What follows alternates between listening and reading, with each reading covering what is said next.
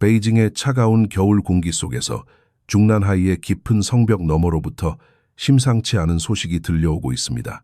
장점인 전 국가주석의 사무실에서 근무했던 핵심 인사를 통해 흘러나온 한 통의 비밀 메시지가 현재 전 세계 정보국과 정계 관계자들을 뒤흔들고 있습니다. 그것은 중국의 최고 권력 의사결정기구 중 하나로 꼽히던 중앙정책의사조정기구가 소리 소문 없이 전격 해체되었다는 충격적인 폭로였습니다.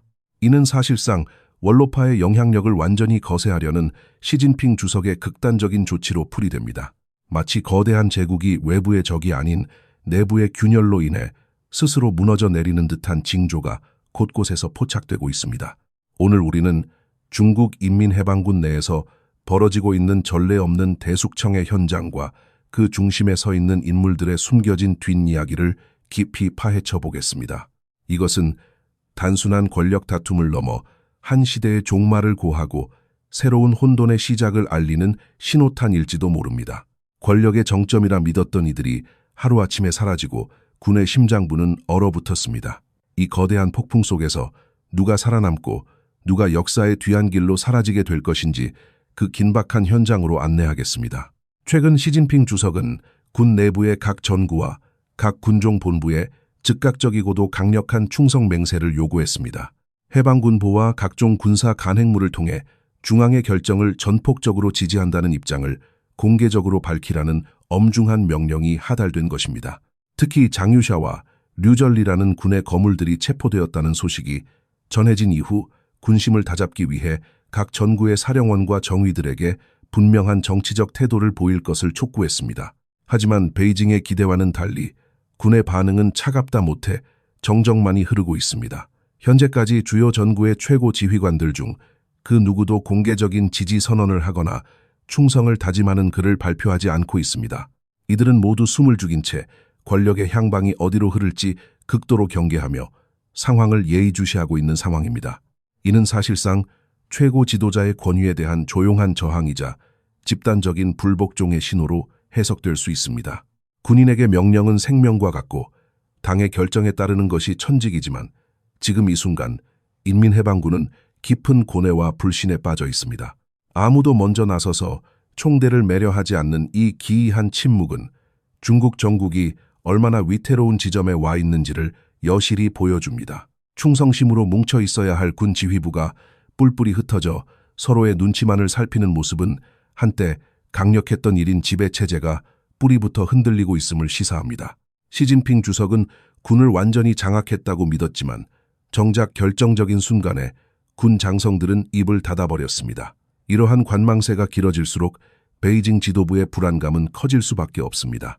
과거 마오쩌둥 시대에도 보기 힘들었던 이러한 긴장감은 베이징의 거리를 지나 군부대 깊숙한 곳까지 스며들어 있습니다.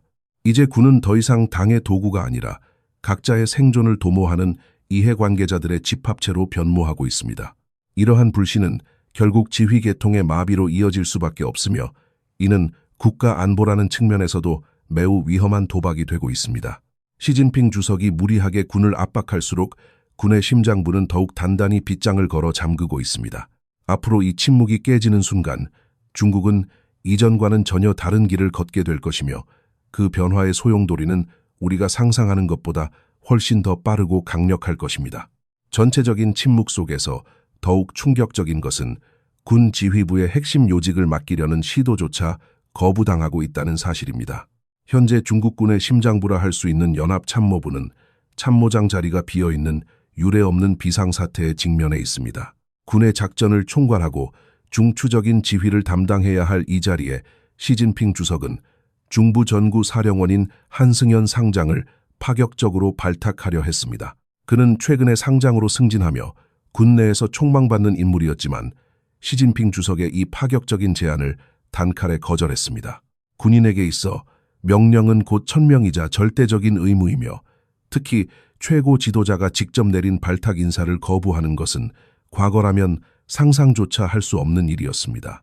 하지만 한승연 상장은 자신의 안위보다 권력의 소용돌이에 휘말리는 것을 더욱 경계하며 완강하게 사퇴 의사를 밝혔습니다. 이것은 단순히 개인의 성향 문제가 아니라 현재 중국군 최고 지휘부가 처한 비극적인 현실을 적나라하게 보여주는 사례입니다. 전임자들인 방봉희와 류전리가 연이어 숙청되고 감옥으로 향하는 과정을 지켜본 장성들에게 참모장이라는 직책은 더 이상 영광스러운 자리가 아닌 언제 터질지 모르는 시한폭탄과도 같은 독배로 인식되고 있습니다. 똑똑하고 영리한 장성들일수록 권력의 정점에서 가장 먼저 희생양이 된다는 사실을 뼈저리게 느끼고 있는 것입니다. 지휘관이 명령을 거부하고 자리를 마다하는 이 초유의 사태는 군의 기강이 바닥까지 떨어졌음을 의미하며 시진핑 주석이 아무리 강한 권력을 휘둘러도 군의 마음까지는 얻지 못했다는 것을 증명합니다. 군 지휘부의 붕괴는 여기서 멈추지 않았습니다. 이제 군부 내에 마지막으로 남아있던 중앙군사위원회 위원이자 부주석인 장승민마저 스스로 자리에서 물러나겠다는 의사를 밝히며 사실상 시진핑 주석을 홀로 남겨두었습니다. 장승민 부주석은 2026년 1월 25일자로 작성된 사직서를 통해 자신의 참담한 심경을 가감없이 드러냈습니다. 그는 장유샤 동지가 조사를 받게 된 이후 깊은 충격과 자괴감을 느꼈으며 군사위원회 위원 7명 중 5명이 조직의 조사를 받고 있다는 사실은 우리 집단이 정치적 규율과 당에 대한 절대적 충성 면에서 얼마나 심각한 결함이 있는지를 보여주는 증거라고 자책했습니다. 마지막 남은 군사위원회 위원으로서 자신은 이 사태에 대해 책임을 회피할 수 없으며 핵심적인 순간에 원칙을 지키지 못한 점에 대해 시진핑 주석과 당 중앙 앞에 깊이 사죄한다는 내용을 담았습니다. 이 편지는 표면적으로는 자책과 반성을 담고 있지만 그 이면에는 더 이상 이 피바람부는 숙청의 현장에서 견딜 수 없다는 절박한 생존 본능이 담겨 있습니다. 그는 자신이 다음 타겟이 될 것임을 직감하고 있었습니다. 장유샤가 제거된 상황에서 그의 뒤를 따르게 될 인물로 끊임없이 이름이 거론되던 그가 선택할 수 있는 유일한 탈출구는 자진 사퇴뿐이었던 것입니다. 만약 그의 사직이 수리된다면 세계에서 가장 거대한 군대인 인민해방군을 이끄는 중앙군사위원회에는 오직 시진핑 주석 단 한 명만이 남게 됩니다. 부주석도 없고 위원도 없으며 실질적인 군의 지휘를 맡을 참모장조차 공석인 이 기괴한 풍경은 거대 국가 중국이 처한 극도의 고립을 상징적으로 보여줍니다. 지휘체계가 완전히 마비된 군대는 더 이상 국가를 보위하는 방패가 아니라 언제 어디로 튈지 모르는 위험한 무기로 돌변할 수 있습니다. 장승민의 사퇴 결심은 군 내부에 큰 파장을 일으키고 있으며 이제 장성들뿐만 아니라 영관급 장교들 사이에서도 불안감이 급속도로 확산되고 있습니다.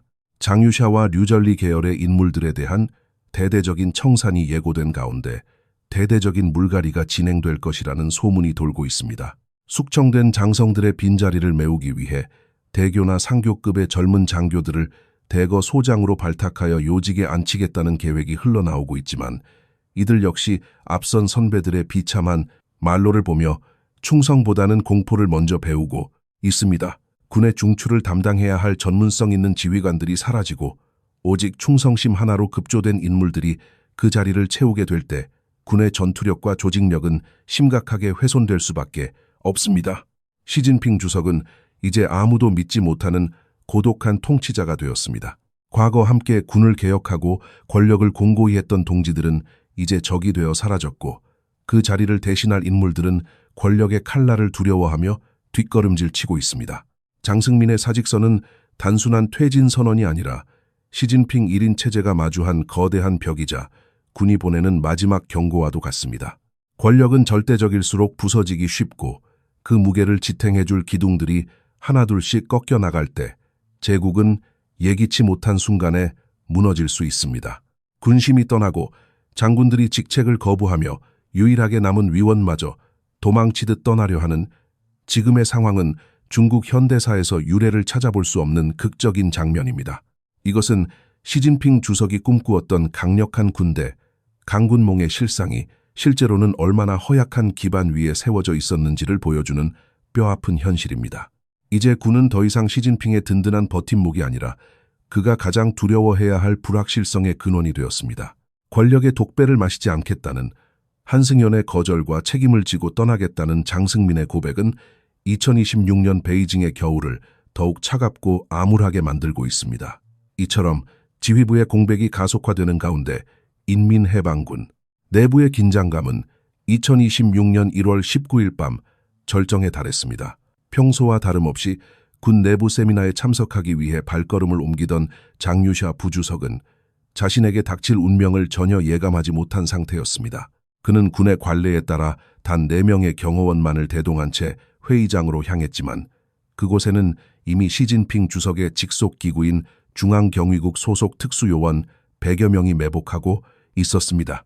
회의장에 들어서는 순간 전격적으로 이루어진 이 체포작전은 흡사 군사작전을 방불케 할 정도로 치밀하고 신속하게 전개되었습니다. 장유샤와 그의 가족들까지 동시에 연행되었다는 소식은 베이징 정계에 커다란 충격을 주었습니다. 이는 과거 중국 공산당 내부에서 암묵적으로 지켜져 오던 홍후다이, 즉 혁명 원로 자제들에 대한 불문율이 완전히 깨졌음을 의미합니다. 아무리 중대한 과오가 있어도 그 가문과 가족은 건드리지 않는다는 오랜 전통이 시진핑 주석의 강력한 권력 의지 앞에 무너져 내린 것입니다. 이러한 돌발적인 체포 방식은 사실상 현직 지도자가 군 지휘부를 상대로 벌인 일종의 친위 쿠데타와 다름없다는 분석이 지배적입니다. 장유샤가 실질적인 모반을 꾀했기 때문인지 아니면 시진핑 주석의 깊은 의심이 만들어낸 결과인지는 아직 불분명하지만 분명한 것은 이제 군의 핵심 세력과 최고 권력자 사이에 신뢰가 돌이킬 수 없는 강을 건넜다는 점입니다. 사실 이 극적인 체포 사건이 발생하기 불과 얼마 전 장유샤와 시진핑 주석 사이에는 심각한 정면 충돌이 있었던 것으로 알려졌습니다. 비공개로 진행된 소규모 회의 석상에서 장유샤는 시진핑 주석의 군정화 작업과 국정 운영 방식에 대해 이례적으로 강도 높은 비판을 쏟아냈습니다. 그는 현재의 지속적인 숙청이 군의 사기를 저하시키고 군인의 존엄성을 훼손하고 있으며 당과 군의 이미지를 심각하게 실추시키고 있다고 지적했습니다. 격앙된 분위기 속에서 장유샤는 오늘 당신을 여기서 떠나보내지 않겠다는 취지의 위협적인 발언까지 서슴지 않았던 것으로 전해집니다. 이러한 일촉즉발의 상황은 시진핑 주석에게 장유샤가 단순한 경쟁자를 넘어 자신의 생명을 위협할 수 있는 가장 위험한 존재라는 확신을 심어주었을 가능성이 큽니다. 장유샤는 혁명 원로들과 깊은 유대 관계를 맺고 있으며 군 내부에서도 실전 경험이 풍부한 실력파로 통하기에 그의 발언은 단순한 불만이 아닌 구체적인 행동의 전조로 받아들여졌을 것입니다. 장유샤의 몰락을 정당화하기 위한 베이징의 움직임은 국제 언론을 통해서도 교묘하게 진행되었습니다. 미국의 유력 일간지인 월스트리트 저널은 중국의 최고위 장성이 미국의 핵무기 관련 핵심 기술 데이터를 유출하고 거액의 뇌물을 수수한 혐의로 조사받고 있다는 충격적인 내용을 보도했습니다. 보도에 따르면 장유샤는 국방부장이었던 이상복의 승진을 돕는 대가로 막대한 자금을 챙겼으며 중국의 민군 합동 핵 계획을 총괄하던 중국 핵공업 집단의 전 총경리, 고군과 결탁하여 국가의 전략적 자산을 해외로 유출했다는 혐의를 받고 있습니다. 하지만 많은 전문가들은 이러한 혐의가 전형적인 정치적 암살이자 명예훼손 작전일 가능성이 높다고 보고 있습니다. 평생을 군의 핵심 요직에서 봉사하고 가문의 명예를 중시해온 장유샤가 단순히 금전적인 이유로 국가의 핵 기밀을 미국에 넘겼다는 주장은 설득력이 떨어지기 때문입니다. 이는 오히려 시진핑 파벌이 군 내부의 반발을 잠재우고 장유샤를 반역자로 낙인 찍어 그를 추종하는 세력을 일사불란하게 숙청하기 위해 고안해낸 명분이라는 시각이 우세합니다. 소위 말하는 정보를 외부로 보냈다가 다시 내부로 들여오는 정보, 세탁 과정을 통해 군인들에게 장유샤를 제거해야만 하는 타당성을 주입시키려 한다는 것입니다. 이제 인민해방군은 장유샤와 류전리와 연결된 수천 명의 장교들을 대상으로 하는 대대적인 조사의 칼날 앞에 놓여 있습니다. 이미 이들과 밀접한 관계를 맺고 있던 수많은 장성들의 휴대전화가 압수되었으며 선양 전구사령원 시절의 행적까지 샅샅이 파헤쳐지고 있습니다. 시진핑 주석이 임명한 특별조사팀은 군부대 내부가 아닌 시내 호텔에 머물며 군 지휘부의 동태를 감시하고 조직적인 저항의 가능성을 차단하고 있습니다. 이러한 광범위한 숙청은 군의 지휘 계통을 완전히 마비시키고 장성들 사이에 극도의 공포심을 조장하고 있습니다. 누가 언제 체포될지 모르는 불확실성 속에서 군의 본연의 임무인 국가 방위와 전략적 대응 능력은 뒷전으로 밀려나고 있습니다. 시진핑 주석은 이번 작전을 통해 군에 대한 절대적인 충성을 재확인하려 했지만 결과적으로는 자신의 통치 기반인 군을 스스로 파괴하는 자가당착에 빠지게 되었습니다. 핵 기밀 유출이라는 자극적인 프레임으로 라이벌을 제거하는 데는 성공했을지 몰라도 그 과정에서 발생한 군 내부의 균열과 불신은 앞으로 중국의 권력 구조를 더욱 불안정하게 만드는 부메랑이 되어 돌아올 것입니다. 권력의 정점에서 벌어지는 이 잔혹한 숙청의 연대기는 이제 막 그 서막을 올렸을 뿐입니다. 이 모든 사태의 끝에서 우리는 한 권력자의 처절한 고립과 마주하게 됩니다. 시진핑 주석은 장유샤와 류전리를 제거함으로써 당장의 위협을 제거하고 군의 전권을 다시 장악한 것처럼 보이지만 그 대가는 결코 가볍지 않습니다. 이제 중앙군사위원회는 오직 한 사람만을 위한 기구가 되었으며 이는 중국 공산당 역사상 유례를 찾아볼 수 없는 기형적인 구조입니다. 과거 마오쩌둥이나 덩샤오핑조차도 군 내부에 자신을 지지하고 조언할 수 있는 강력한 우군들을 거느리고 있었습니다. 하지만 현재의 시진핑 주석 곁에는 진심 어린 충성을 바치는 동료가 아닌 오직 처벌이 두려워 고개를 숙인 관료들만이 남아있을 뿐입니다. 이러한 극단적인 1인 지배체제는 겉으로는 견고해 보일지 모르나 내부적으로는 아주 작은 충격에도 쉽게 균열이 갈 수 있는 유리성과 같습니다. 장유샤라는 거물을 쳐내기 위해 국가의 핵심 자산인 핵기밀 유출 혐의까지 동원한 것은 그만큼 지도부의 불안감이 극에 달했음을 방증하는 것입니다. 역사는 지금의 상황을 과거의 비극적인 사건들과 겹쳐보게 만듭니다.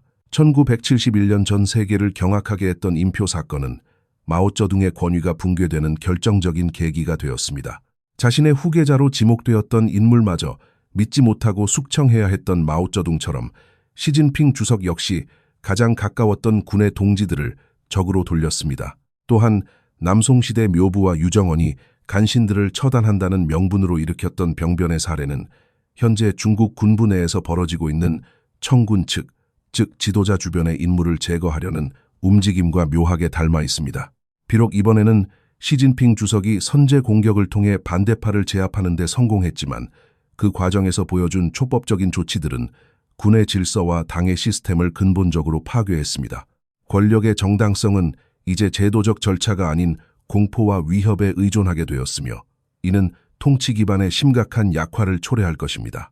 앞으로 다가올 제21차 당대회는 시진핑 주석에게 가장 힘겨운 시험대가 될 전망입니다. 군의 지지를 잃고 원로파와도 완전히 결별한 상태에서 그가 순탄하게 권력을 유지하기란 쉽지 않아 보입니다. 극심한 심리적 압박과 고립감은 통치자의 판단력을 흐리게 하고 이는 곧 국가 전체의 위기로 이어질 수 있습니다. 장군들이 보직을 거부하고 핵심 위원들이 사직서를 던지는 현상은 권력의 하부 조직이 이미 통제 불능 상태에 빠지기 시작했음을 시사합니다.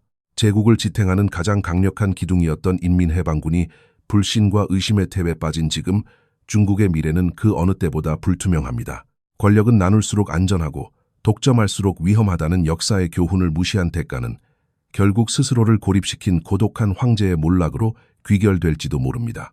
지금까지 우리는 중국 내부에서 벌어지고 있는 긴박한 권력 투쟁의 내막을 살펴보았습니다. 한 시대를 풍미했던 장성들의 몰락과 그 뒤에 숨겨진 잔혹한 진실들은 우리에게 권력의 무상함과 국가 시스템의 중요성을 다시금 생각하게 합니다. 중국의 이러한 내부 격변은 단순히 남의 나라 이야기가 아닙니다. 동북아시아의 안보 지형과 직결된 이 거대한 변화의 흐름을 우리는 예의주시해야 합니다. 과연 시진핑 주석은 이 거센 폭풍을 뚫고 자신의 자리를 지켜낼 수 있을까요? 아니면 역사의 순리대로 새로운 변화의 바람이 불어오게 될까요? 여러분은 현재의 이 대숙청 사태가 중국의 미래와 한반도 정세에 어떤 영향을 미칠 것이라고 생각하십니까? 여러분의 소중한 의견을 댓글로 들려주시기 바랍니다. 민심이 곧 힘이며 진실은 결국 밝혀지기 마련입니다. 긴 이야기 끝까지 함께 해주셔서 감사합니다.